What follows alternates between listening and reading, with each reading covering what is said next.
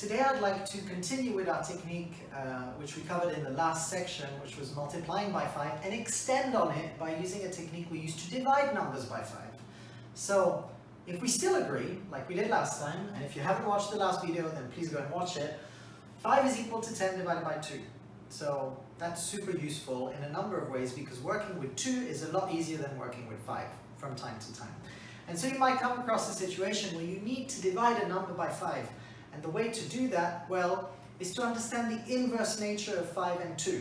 If you want to multiply a number by 5, divide it by 2. If you want to divide a number by 5, which is what we're doing here, then you should multiply it by 2. And then you'll need to drop the 0. Okay, so let's have a look at how this works. If you wanted to do 120 divided by 5, well, knock out the 0 and do 12 times 2. So you're dividing by 5, you should multiply by 2. Okay? Now if you wanted to do 360 divided by 5, and that looks super hard, if I was just to ask you off the bat, 360 divided by 5, that might take you a long time to figure out. You might have to even do a long division, but you don't need to do that with this technique. All you need to do is 36 times 2. And 36 times 2 is super easy. You just have to double 36, and that's 72. So realize the inverse nature of 5 and 2. So when you want to multiply a number by 5, halve it. When you want to divide a number by 5, you should double it. So this is what we're doing here. We're dividing by 5, so we double the number. So 360 divided by 5, 36 times 2 is 72. Okay? This technique helps me all the time. And kids and adults are super surprised when they see how easy it is to actually use this technique. So try and use it as much as you can.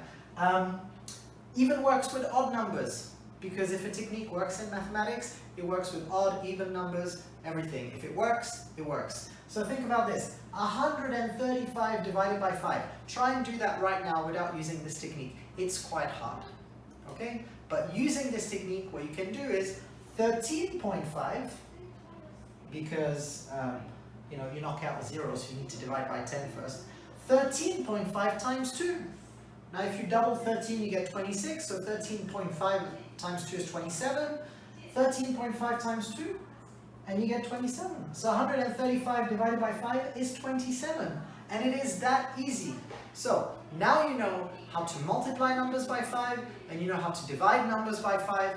And every time you come across those situations, you can just use the inverse nature of 5 and 2 and divide by 2 or multiply by 2 instead, just to make your life a lot easier. Because mathematics should not be stressful, it should be super easy, okay? And exciting and full of little things like that, which are quite satisfying, because when you manage to do them, you feel like, oh, ooh, I'm using a good little technique here and I know how to do this.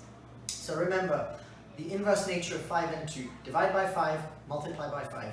If you want to subscribe to our channel, press subscribe, and if you'd like to follow us on Instagram, it's @MathemagicMD for Instagram and Facebook.